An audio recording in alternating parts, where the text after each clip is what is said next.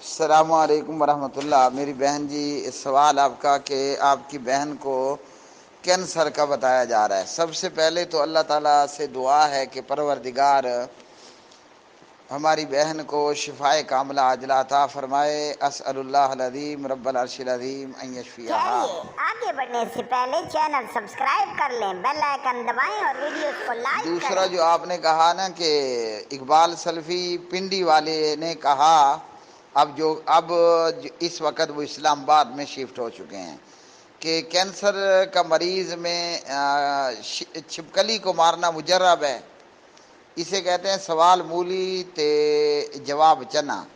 اسے یہ بھی نہیں کہیں گے کہ سوال مولی جواب گاجر۔ اگر اس طرح بھی ہو تو کوئی بات بن جاتی ہے نا، مولی بھی لمبی گاجر بھی لمبی، ٹھیک ہے، قد کاٹ میں فرق ہے۔ تو یہ سوال مولی جواب چنا، یہ تجربے کوئی نہیں ہے میری بہن جی۔ ان لوگوں کے تکے ہیں، تکا لگ گیا تو وارے نہیں آ رہے ہیں جی۔ آپ کی بہن کی شفا، اس کی صحت یابی اللہ کے ہاں لکھی ہوئی، اور وہ لگ گئی چھپکلیاں مارنے تو پیر بابے کی واہ واہ واہ واہ۔ ایک واقعہ آپ کو سنا دیتا ہوں۔ تاریخ اسلام کے اندر میں نے پڑھا، ایک بہت بڑا فراڈی گزرا تھا، اور جب اس کو علاقے کے گورنر نے پکڑ کر کے قتل کرنا چاہا تو وہ علاقہ چھوڑ کر کے فرار ہوا۔ ان زمانوں میں سمندری جہازوں میں سفر ہوا کرتے تھے، بڑی بڑی کشتیوں میں سفر ہوتے تھے، آج بھی ہوتے ہیں۔ تو وہ سمندری جہاز میں یا بہت بڑی سمندری کشتی کے اندر سوار ہوا اور اس علاقے سے فرار ہو گیا۔ اب اللہ کا کرنا یہ ہوا کہ وہ سمندری جہاز یا سمندری جو کشتی تھی نا، وہ سمندر کے بھنور میں پھنس گئی، سمندر میں طوفان آ گیا، لوگ ادھر ادھر بھاگ دوڑ رہے ہیں۔ ان صاحب نے کیا کیا، یہ آرام سکون سے آلتی پالتی مار کر کے بیٹھ گئے، یعنی چوکڑی مار کر کے بیٹھ گئے۔ تو لوگ بھاگ رہے ہیں جان کے ڈر سے اور پریشانی کے عالم میں۔ کوئی بھاگنے والا اس کے قریب آیا اور اس کو کہا کہ سارے لوگ ادھر ادھر بھاگ رہے ہیں ڈر مارے، اور تم آرام سے بیٹھے ہو۔ چنگا بھلا اس بندے کا نام تھا، میرے دماغ سے نکل گیا۔ بہرحال یہ بہت بڑا ایک فراڈی گزرا ہے۔ تو اس نے پوچھنے والے کو کہا کہ جہاز غرق نہیں ہوگا۔ اس نے آگے کسی اور آدمی کو بتایا، کسی اور کو بتایا، بات چلتے چلتے پورے جہاز میں پھیل گئی۔ اب سینکڑوں کی تعداد میں لوگ جو ہے وہ اس بابے کے آس پاس بیٹھ گئے کہ پیر بابا کہہ رہا ہے جہاز غرق نہیں ہوگا تو نہیں ہوگا۔ اچھا، اللہ کا کرنا ایسا ہوا کہ جہاز غرق ہوتے ہوتے بچ گیا۔ اب سارے لوگ اس کے مرید بن گئے۔ بابے نے اصل میں تکا لگایا تھا۔ کوئی ایک ان میں سے میری طرح سیاںا بندہ بھی تھا، اس نے اس بابے سے کان میں پھسر کی اور پوچھا کہ تمہیں کیسے معلوم کہ جہاز تباہ نہیں ہوگا، غرق نہیں ہوگا؟ تو اگر جہاز غرق ہو جاتا تو پھر تو تمہاری بات جھوٹی ثابت ہو جاتی۔ بابے نے اسے کہا، ہر بندہ نا اپنے دل کی بات کسی نہ کسی کو بالآخر شیئر کر دیتا ہے۔ بابے نے اس پوچھنے والے سے کہا، بات یہ ہے میاں، عقل سے سوچو، اگر میری بات جھوٹی ثابت ہو جاتی تو مجھ سے کس نے پوچھنا تھا؟ ہاں جی، جب جہاز غرق ہو جاتا ہم سارے مر جاتے، اللہ اللہ تے خیر صلاح۔ اب دیکھو جہاز بچ گیا، میرا تکا لگ گیا، تو اب سارے یہ میرے مرید ہیں، ان کو کاٹ ڈالو، ٹکڑے کر ڈالو، مگر یہ پھر بھی میری مریدی نہیں چھوڑیں گے۔ تو یہی حال ان اہل حدیث، بریلوی، دیوبندی، شیعہ وغیرہ وغیرہ بابوں کا ہے۔ کہاں کینسر کی بیماری، کہاں چھپکلی کا مارنا۔ کسی آپ ماہر ڈاکٹر کو، سرجن کو، MBBS کو، کسی کوالیفائیڈ کو، کسی پڑھے لکھے ڈاکٹر کو یہ بات بتاؤ، وہ شاید افسوس کے مارے دیوار میں ٹکرے مارنا شروع کر دے گا۔ چھپکلیاں مارو اور اس سے تمہارے کینسر کا علاج ہوگا۔ بے وقوفی اور حماقت کی انتہا ہے۔ اب اس کو آپ تجربے کا نام دیں، جس بلا کا بھی نام دو۔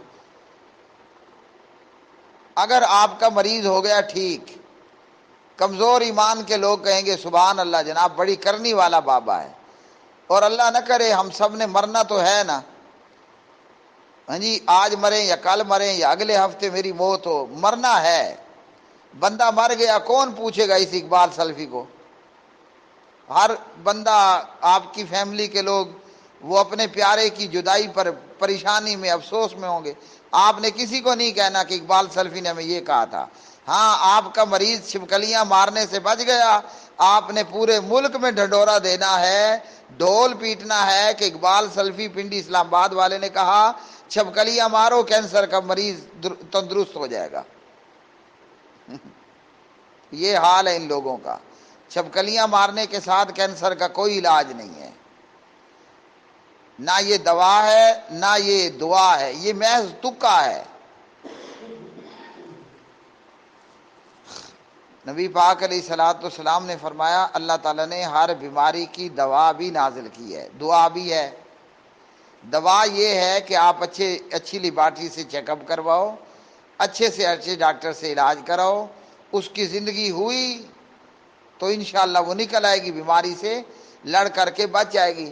اور اگر زندگی ہی اختتام پذیر ہوئی تو قرآن کہتا ہے ان اجل اللہ اذا جاء لا یؤخر، جب میری موت کا وقت آئے گا تو پھر وہ آئے ہی گا، وہ ٹلے گا نہیں۔ ایک اور بات بتا دوں آپ کو، حضرت موسیٰ کلیم اللہ علیہ السلام اللہ تعالیٰ کے بڑے جلیل القدر اور بڑے بہادر اور پہلوان پیغمبر تھے۔ ملک الموت جنہیں میں اور آپ اسرائیل کے نام سے بولتے ہیں، جانتے ہیں، وہ حضرت موسیٰ علیہ السلام کے پاس ہے، سلام کیا۔ موسیٰ علیہ السلام نے کہا وعلیکم السلام حضرت صاحب، ہاں جی کیسے آنا ہوا؟ تو ملک الموت نے کہا کہ میں نے آپ کی روح نکالنی ہے۔ حضرت موسیٰ علیہ السلام نے تھپڑ مارا تو ملک الموت کی آنکھ باہر نکل پڑی۔ یہ صحیح مسلم میں واقعہ ہے، ٹھیک ہے جی۔ تو وہ پیغمبر اللہ تعالیٰ کے پاس گیا، وہ فرشتہ اللہ کے پاس گیا، فرشتے نے اللہ سے اپنا واقعہ بیان کیا تو اللہ تعالیٰ نے پھر اسے موسیٰ علیہ السلام کے پاس بھیجا۔ اب ملک الموت آ کر کہتے ہیں حضرت آپ جتنا جینا چاہتے ہیں، مزید رہنا چاہتے ہیں، بتا دیں۔ تو موسیٰ علیہ السلام نے کہا کہ پھر کیا ہوگا؟ میں مثال کے طور پر سال جی لوں، 10 سال جی لوں۔ یہاں بریکٹ میں سننے والوں یاد رکھو، پیغمبر کی جو موت ہوتی ہے نا تو وہ اس کی مرضی کے ساتھ ہوتی ہے۔ اگر پیغمبر فوت نہ ہونا چاہتا، وہ اس وقت موت کو لبیک نہ کہنا چاہتا تو فرشتہ ٹل جاتا، وہ چلا جاتا۔ ملک الموت جو موت کا فرشتہ ہے نا، وہ پیغمبر کی اجازت کے بغیر پیغمبر کی روح نہیں نکالتا، سمجھے؟ موسیٰ علیہ السلام نے کہا ٹھیک ہے، تو جب یہ وقت پورا ہوگا تو پھر کیا ہوگا؟ کہا حضرت پھر میں تشریف لاؤں گا۔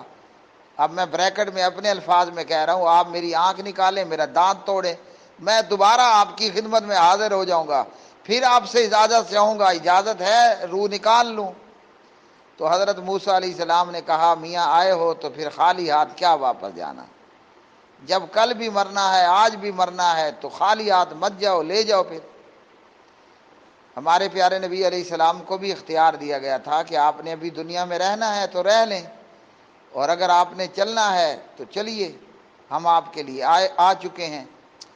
تو آپ علیہ السلام نے فرمایا اللہم بالرفیق الاعلی، میں نے رہنا نہیں ہے، ملک الموت آئے ہو تو پھر خالی ہاتھ مت جاؤ، مجھے لے جاؤ، میں نے چلنا ہے۔ تو کیا بتا رہا تھا آپ کو؟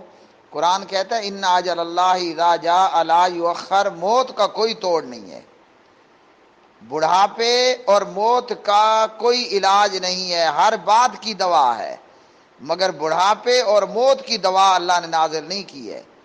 آپ کی بہن نے بچنا ہے، ابھی رہنا ہے، لیبارٹریوں سے چیک اپ کراؤ، اچھے ڈاکٹروں سے علاج کراؤ، دعا پڑھ کر کے، وظیفے وظائف پڑھ کر کے، وہ قرآن ہے، وہ سورۃ الفاتحہ ہے، ہر بیماری کی دوا ہے۔ یہ جو ویسے آپ اپنے شہر سے پتہ نہیں آپ کہاں کی رہنے والی ہیں یا آپ کی بہن کہاں کی ہے، 1000 500 5000 10,000 جو آپ وہاں جاہل بابوں کو دو گی نا، وہ آپ خرچ کرو، اللہ کی راہ میں ان کو خرچ کرو، اور یاد رکھو کہ یہ خرچ کرنے سے بھی بیماری کا علاج ہوتا ہے، ٹھیک ہے جی؟ دوا سے بھی، دعا سے بھی، اور اللہ کی راہ میں غریبوں، فقیروں، مسکینوں پر یا ضرورت مندوں پر جب بندہ خرچ کرے تو اس میں بھی بندے کی بیماری کا علاج ہوتا ہے، تو خرچ کرو اور ان بابوں سے اپنے آپ کو دور رکھو۔ ہاں، چھپکلی کا مسئلہ میں ضرور بتا دیتا ہوں، بخاری مسلم میں ہے کہ آپ چھپکلی کو پہلی چوٹ میں مار دیں تو ثواب آپ کو 100% ملے گا، دوسری تیسری چوٹ میں ماریں تو ثواب کم ملے گا۔ اور کیوں ماریں چھپکلی کو؟ چھپکلی کو مارنے کا ایک تو اس لیے بھی حکم ہے کہ نبی پاک علیہ السلام نے اس حدیث کے اندر چھپکلی کو، چوہے کو، سانپ کو، بچھو کو اور کوے کو، ان 5 چیزوں کو مارنے کا حکم دیا۔ چھپکلی کو مارنے کا حکم اس لیے ہے یا ثواب اس لیے ہے کہ جب نمرود مردود نے حضرت ابراہیم علیہ السلام کو جلا دینے کے لیے آگ جلائی تھی نا، تو چھپکلی آ کر اس آگ میں پھونکے مارتی تھی کہ آگ تیز ہو جائے۔ ٹھیک ہے جی، چھپکلی کیا کرتی تھی؟ آگ میں پھونکے مارتی تھی کہ آگ تیز ہو جائے۔ تو کرنے کا کام تو یہ تھا کہ بندہ آگ بجھانے کی کوشش کرتا، وہ آگ کو مزید اور بھڑکانے کی کوشش کرتی، بس اتنی سی بات ہے۔ چھپکلی کا کینسر کے ساتھ، ٹی بی کے ساتھ، شوگر کے ساتھ، بلڈ پریشر کے ساتھ، معدے کے السر کے ساتھ، گردے کی پتھری کے ساتھ، گوڈے گیٹروں کے کھڑک جانے کے ساتھ کوئی تعلق نہیں ہے۔